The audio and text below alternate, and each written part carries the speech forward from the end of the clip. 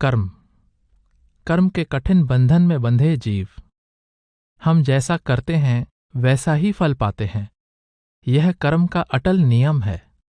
इस नियम के अनुसार ही हमें बार बार अनेक प्रकार की योनियों में जन्म लेना पड़ता है। हम जिस किसी भी योनि में जन्म लेते हैं या जहां कहीं भी जाते हैं, कर्म का कठिन बंधन हमें लगा ही रहता है। कर्मों के ही कारण जन्म मरण का यह सिलसिला कभी समाप्त नहीं हो पाता। जन्म मरण के लगातार चलते हुए चक्र के ही कारण इस लोक को संसार कहा जाता है। इस संसार में जन्म लेकर हम अपने पिछले कर्मों का फल भोगते और नए कर्मों का बीज बोते हैं। इस प्रकार जन्म मरण का यह चक्र लगातार चलता रहता है। परमात्मा दयालु है और समस्त संसार का पालन करने वाला है। इस सृष्टि के प्रत्येक जीव के पालन पोषण का वह प्रबंध करता है, पर उसकी दयालुता और सामर्थ्य में विश्वास न करके हम अपना सारा समय और पूरी शक्ति अपनी रोजी रोटी कमाने में ही नष्ट कर देते हैं। इतना ही नहीं, बल्कि अनावश्यक धन इकट्ठा करने के लिए हम अनुचित और निषिद्ध कर्मों का सहारा लेते हैं।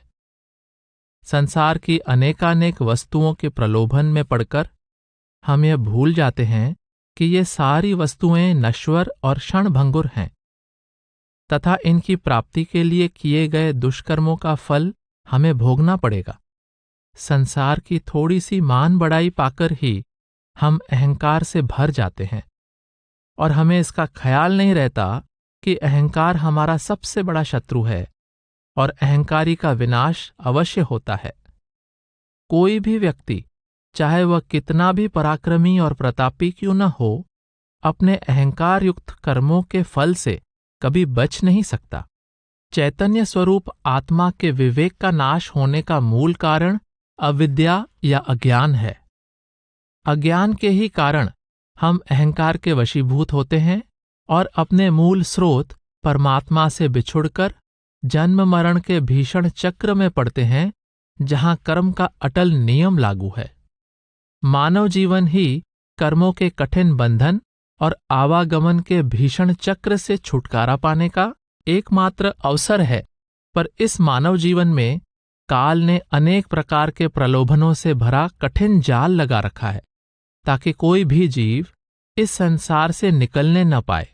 कर्म का नियम जीवों को काल के इस कठिन जाल में उलझाए रखने और आवागमन के चक्र में फंसाए रखने का सबसे सूक्ष्म और बलिष्ठ साधन है। जब हम किसी पूर्ण गुरु से नाम प्राप्त करके उनके आदेशानुसार उनकी शिक्षा का अनुसरण करते हैं, तब हम परमात्मा की कृपा से काल के इस कठिन जाल से निकलते हैं और जन्म मरण के चक्र से मुक्त होते हैं। कहो रविदास भयो जब लेखो, जोई जोई कीनो सोई सोई देखियो। रविदास जी कहते हैं कि जब कर्मों का हिसाब होता है, तब जो जो कर्म किए गए होते हैं वही कर्म दिखाई देते हैं। कातू सोवे जाग दीवाना, जूठा जीवन साँच करे जाना। जो दिन आवे सो दुख में जाही, कीजय कूच रहया सचु नाही। संगी चल्यो है हम भी चलना, दूर गवन सिर ऊपर मरना। जो कुछ बोवा लूनिए सोई, तामै फेर फार नहीं होई। छाड़िए कूर भजो हरि चरना, ताका मिटे जन्म अरु मरना। जिन जीव दिया सो रिजक उमगावे, घट घट भीतर रहट चलावे। कर बंदगी छाड़ मैं मेरा, हृदय करीम संभार सवेरा। आगे पंथ खरा है झीना, खांडे धार जिसा है पैना। तिस ऊपर मार्ग है तेरा, पंथी पंथ संवार सबेरा। क्या तैं खर्चा क्या तैं खाया, चल दरिहाल दीवान ने बुलाया। साहेब तो पे लेखा लेसी, भीर परया भर भर देसी। जन्म सिराना किया पसारा, सांझ परी चहु दिस अंधियारा। कहें रविदास नादान दीवाना, अजहु न चेते दुनि फंद खाना। अरे पगले, तू क्यों सोया पड़ा है? जाग। इस झूठे जीवन को क्या तूने सच समझ रखा है? जो दिन आते हैं वे दुख में बीत जाते हैं। इस संसार से हमें चले जाना है। यहाँ का निवास सच्चा नहीं है। हमारे साथी चले जा रहे हैं और हमें भी चले जाना है। हमें दूर की यात्रा करनी है और मौत हमारे सिर पर मंडरा रही है। हम कर्म के जो भी बीज बोते हैं उन्हीं का फल हमें काटना यानी भोगना पड़ता है। इसमें कोई उलटफेर नहीं होता। तू निरर्थक कर्मों को छोड़कर परमात्मा के चरणों की उपासना कर। जो लोग परमात्मा के चरणों की उपासना करते हैं उन्हीं का जन्म मरण का चक्र समाप्त होता है। जिस परमात्मा ने तुझे जीवन दिया है वह तेरी जीविका का भी प्रबंध करता है। जैसे किसान रहट द्वारा कुएं से पानी निकालकर पौधों को सींचता है, वैसे ही परमात्मा भी प्रत्येक जीव के अंदर बैठा मानो उसके भरण पोषण के लिए रहट चला रहा है। तू मैं मेरी का अहंकार छोड़कर उस परमात्मा की आराधना कर और बिना वक्त गंवाए उस प्रभु को अपने हृदय के अंदर बसा ले। आगे यानी मृत्यु के बाद का मार्ग तीक्ष्ण और बारीक है तथा तलवार की धार जैसा ही तेज है। उसके ऊपर से तुझे जाना है। इसलिए हे राही, तू सवेरे अपनी राह ले। तू जल्दी चल। तुझे धर्मराय ने यह हिसाब देने के लिए बुलाया है कि तूने किस तरह अपने जीवन की पूंजी को खर्च किया है और खाया है। धर्मराज तुझसे तेरे कर्मों का हिसाब लेगा और तुझे पूरा पूरा हिसाब देना पड़ेगा। तब तू संकट में पड़ेगा। व्यर्थ की सांसारिक बातों में तूने अपना जीवन गंवा दिया। अब जीवन की संध्या आ गई और चारों ओर अंधेरा छा गया है। रविदास जी कहते हैं कि रे ना समझ, अरे पगले, तू अब भी होश नहीं करता कि यह दुनिया तुझे फंसाए रखने वाली माया जाल की एक कोठरी है। मन रे हरिभज साम सबेरे, जो जिहि करे वैसा ही पावे, कर्म फल तत्काल निबेरे। बहुले जग करे नहु राजा, मन में भई बड़ाई। करी अहंकार सत ऋषि रथ जोए, जोनि सर्पहु पाई। मन में दरप कियो थो रावण, निज बल देख धिकाई। दशरथ नंदन सर संहार्यो, लंक बभीषण पाई। कियो ठिठौली जादव कपिल सौ, मन में कपट रचाया। करी निंदा साधु हरिजन की, अपहु बंस नसाया। यह संसार काजल को कोठरी, अरु विष हौरा कुआ। कहे रविदास हौ में जग खाया, ज्यों नलिनी भू सुआ। रे मन, सुबह शाम परमात्मा का भजन कर। जो जैसा करता है वैसा ही फल पाता है। कर्म के फल का निर्णय उसी समय हो जाता है। नहुष राजा ने बहुत से यज्ञ किए जिससे उनके मन में श्रेष्ठ होने का अभिमान हो गया। अहंकार में आकर उसने सप्त ऋषियों को अपने रथ में जोता, जिसके फलस्वरूप उसे सर्प की योनि में जन्म लेना पड़ा। इसी प्रकार अपने बल पौरुष की अधिकता को देखकर रावण के मन में अहंकार हुआ, जिसके फलस्वरूप दशरथ के पुत्र श्री राम के बाण द्वारा उसका विनाश हुआ और लंका का राज्य विभीषण को मिला। यादवों ने अपने मन में कपट भाव रखकर कपिल मुनि से मजाक किया और इस प्रकार साधु और प्रभु भक्त की निंदा की, जिससे उनके वंश का नाश हो गया। यह संसार काजल की कोठरी और अहंकार रूपी विष का कुआं है। रविदास जी कहते हैं कि जिस प्रकार सुग्गा पकड़ने वाला सुग्गा पकड़ाने वाले यंत्र द्वारा ही सुग्गे को पकड़ लेता है, ठीक उसी प्रकार अहंकार संसार को खा लेता है। यानी अज्ञानवश आत्मा के रूप में सम्माहित होने वाला अहंकार आत्मा को ग्रस लेता है। मृग मीन भृंग पतंग कुंचर, एक दोख विनाश। पंच दोख असाद जा में, ताकी केतक आस। माधो अविद्या हित कीन, विवेक दीप मलिन। त्रिगद जोनि अचेत, संभव पुनः पाप असोच। मानुखा अवतार दुलभ, तिहि संगत पोच। जिय जंत जहाँ जहाँ लग, कर्म के बस जाए। काल फास अबद लागे, कछु न चलै उपाय। रविदास दास उदास, तज भ्रम तपन तप गुरु ज्ञान, भगत जन भय हरन, परमानंद करो निदान। हिरन, मछली, भंवरा, पतंगा और हाथी ये एक एक दोष के कारण विनिष्ट हो जाते हैं, तब भला मनुष्य से क्या आशा की जा सकती है जिसमें पांचों कठिन दोष यानी विकार भरे हुए हैं। हे प्रभु, अविद्या के कारण जीव का विवेक रूपी ज्ञान दीपक मंद पड़ जाता है और उसे नासमझ पशु पक्षी की योनि में जन्म लेना पड़ता है, जहां पाप पुण्य या अच्छे बुरे का विचार नहीं रहता। मनुष्य योनि में जन्म पाना दुर्लभ है, पर इस दुर्लभ योनि में जन्म पाकर भी मनुष्य बुरी संगति में पड़ जाता है, अर्थात काम क्रोधादि का संग करता है।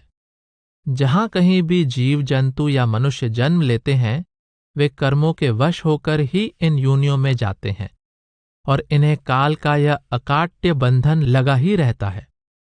इससे बचने का कोई उपाय उन्हें नहीं सूझता।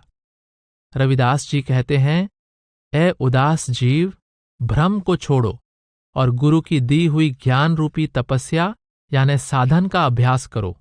भक्तों के भय को दूर करने वाला परमात्मा आखिर अपने सेवक यानी भक्त को परम आनंद प्रदान करेंगे। अमर भय हम काहे को मरी हैं, मिथ्या जग माया तज दीनी, सतरूप मनुधरी हैं। जो दी से सब माया फंदा, ताकि जेवरी कतरी हैं। अनेक बार जम्मे अरु मरिए, फुनिहो भमरी न परे हैं। पतरी नाव खेवटिया गुरु रामा, नाम लेत ही तरे हैं। पर जन्म मह पातक बहुले, हों पाछे ही बिछुरी हैं। कहे रविदास अब बनी कुछ ऐसी, फुनी अवसर किह परी हैं। मैं अब अमर हो गया हूं, अब मैं भला कैसे मर सकता हूं। मैंने झूठे संसार और माया का त्याग कर दिया है और अपने मन में सत्य स्वरूप परमात्मा को धारण कर लिया है। इस संसार में जो कुछ दिखता है वह सब माया का जाल है। इस जाल की रस्सी मैंने काट डाली है। अनेक बार मैंने जन्म लिया है और मृत्यु प्राप्त की है। अब मैं फिर इस जन्म मरण के भंवर में नहीं पड़ूंगा। मेरी जीवन की नाव कमजोर है, पर परमात्मा रूपी गुरु इसके खेवनहार हैं। उनसे नाम लेकर इस संसार सागर को मैं तुरंत पार कर जाऊंगा। पिछले जन्मों में मैंने बहुत पाप किए थे, जिससे मैं अतीत काल में परमात्मा से बिछड़ा हुआ था। गुरु रविदास जी कहते हैं कि अब इस मानव जीवन में कुछ ऐसा संयोग बना है कि मेरा काम बन गया है, प्रभु से मिलन हो गया है। ऐसा अवसर फिर भला कैसे मिल सकता है। निष्काम कर्म। जब तक हम इस संसार में हैं, हमें कुछ न कुछ कर्म करने ही होते हैं। मनुष्य का स्वभाव ही कुछ ऐसा है कि वह कर्म किए बिना रह नहीं सकता, और संसार का ये साधारण नियम है कि कर्म करने से हम बंधन में पड़ते हैं। पर संतों के कर्म करने का ढंग कुछ ऐसा होता है कि वे निरंतर कर्म करते हुए भी कर्म के बंधन से मुक्त रहते हैं। संतों द्वारा किए गए इस प्रकार के कर्म को निष्काम कर्म कहते हैं। साधारणतया हम कोई भी कर्म अपनी किसी कामना या इच्छा की पूर्ति के लिए करते हैं, पर संत सब तरह से परिपूर्ण होते हैं। उन्हें किसी वस्तु का अभाव नहीं होता और न उनके मन में किसी के प्रति राग द्वेष ही होता है। वे सुख दुख, लाभ हानि, जीत हार आदि स्वार्थ मूलक भावनाओं से सर्वथा ऊपर होते हैं। अतः वे किसी फल की इच्छा या कामना न कर परमार्थ या परोपकार को अपना धर्म समझकर केवल सेवा भाव से काम करते हैं। ऐसे कामना रहित या निष्काम कर्म द्वारा वे सब कुछ करते हुए भी सबसे निर्लिप्त यानी अछूते रहते हैं। संत ही सच्चे परमार्थी या परोपकारी होते हैं। वे परोपकार के लिए ही इस संसार में आते हैं। अतः वे अपने आप को परमात्मा का केवल एक साधन या निमित्त मात्र मानकर सदा निष्काम भाव से कार्य करते रहते हैं। मन में सदा संतोष धारण किए वे दया भाव से सबका कल्याण और सबकी सेवा करने में लगे रहते हैं। वे संतोष और सेवा की साकार मूर्त होते हैं। और उनका जीवन सबके लिए आदर्श और अनुकरणीय होता है। कर्म बंधन में रम रह्यो, फल को तज्यो न आस। कर्म मनुष्य को धर्म है, सत बाखें रविदास।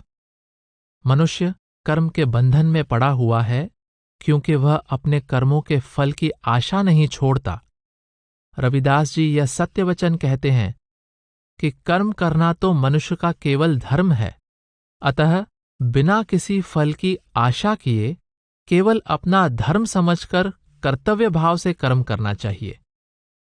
100 बरस लो जगत मह, जीवत रहे करु काम। रविदास कर्म ही धर्म है, कर्म करो नेह काम।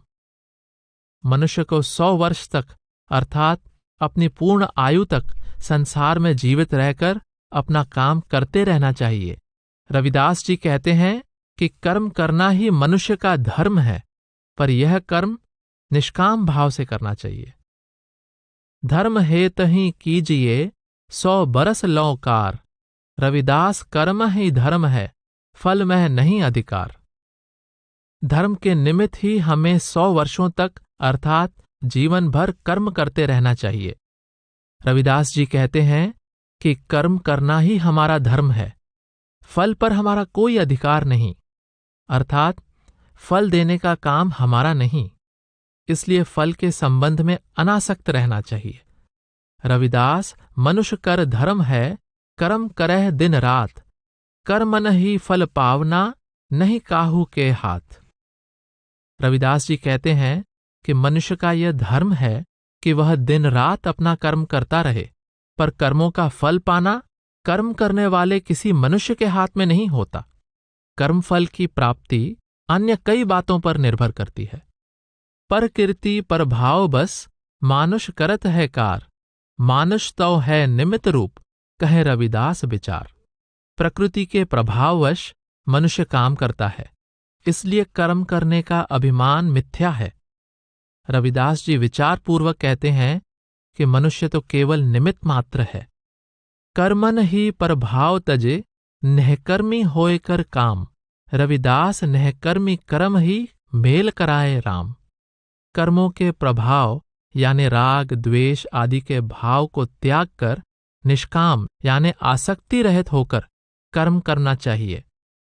रविदास जी कहते हैं कि निष्काम भाव से किया गया कर्म ही परमात्मा से मिलाप करवाता है। सुख दुख हानि लाभ को जो समझे एक समान। रविदास तिन्ह ही जानिए, जोगी पुरुष सुजान। रविदास जी कहते हैं कि जो सुख दुख और लाभ हानि को एक समान समझे, उसे ही सुविज्ञ पुरुष और सच्चा योगी मानना चाहिए। कर्म जोग की साध सो, आत्म राम सुध होए। रविदास विजेता सो भया, कर्म करे जो कोय। कर्मयोग की साधना से अंतरात्मा शुद्ध होती है। रविदास जी कहते हैं कि इस प्रकार का कर्म करने वाला ही विजयी यानी इंद्रियों को जीतने वाला होता है। राग द्वेष को छाड़ कर नेह कर्म करो रे मीत। सुख दुख सब में थिर रहें, रविदास सदा मन मीत। हे मित्र, तू राग द्वेष को छोड़कर निष्काम भाव से कर्म कर। रविदास जी कहते हैं कि हे मेरे मित्र मन, तू सुख दुख आदि सभी भावों के बीच स्थिर यानी शांत बना रहे। जिह्वा भजय हरिनाम नित, हथ करे नित काम। रविदास भय नह चिंत हम, मम चिंत करेंगे राम। मेरी जीभ सदा परमात्मा के नाम का सुमिरन करते रहती है और मेरे हाथ सदा काम में लगे रहते हैं। रविदास जी कहते हैं कि इस प्रकार मैं निश्चिंत हो गया हूं, परमात्मा स्वयं मेरी चिंता करेंगे। रविदास हो निज हथहि, राखों रामबी आर। सुकृत ही मम धर्म है, तारेगा भव पार। मैं अपने हाथों को रामबी और आर यानी जूते बनाने के औजार में लगाए रखता हूं। सत्कर्म करना ही मेरा धर्म है, यही मुझे संसार सागर से पार करेगा। प्रभ भक्ति श्रम साधना, जग में जिन्हें ही पास। तिन्ह ही जीवन सफल बयो, सत भाखे रविदास। रविदास जी यह सत्य वचन कहते हैं कि इस संसार में जो प्रभु की भक्ति और श्रम के अभ्यास से युक्त है, उन्हीं का जीवन सफल है। जो को लौरे परम सुख, तो राखे मन संतोष। रविदास जहां संतोष है, तहां न लागे दोष। यदि कोई परम आनंद की अभिलाषा रखता है, तो उसे मन में संतोष रखना चाहिए। रविदास जी कहते हैं कि जहां संतोष है, वहां कोई दोष या विकार नहीं आता। धन संचय दुख देत है, धन त्यागे सुख होए। रविदास सीख गुरुदेव की, धन मत जोरे कोय। धन का संग्रह दुख देने वाला होता है और धन को त्यागने से सुख होता है। रविदास जी कहते हैं कि मेरे गुरुदेव की यह शिक्षा है कि कोई भी व्यक्ति धन संग्रह न करे।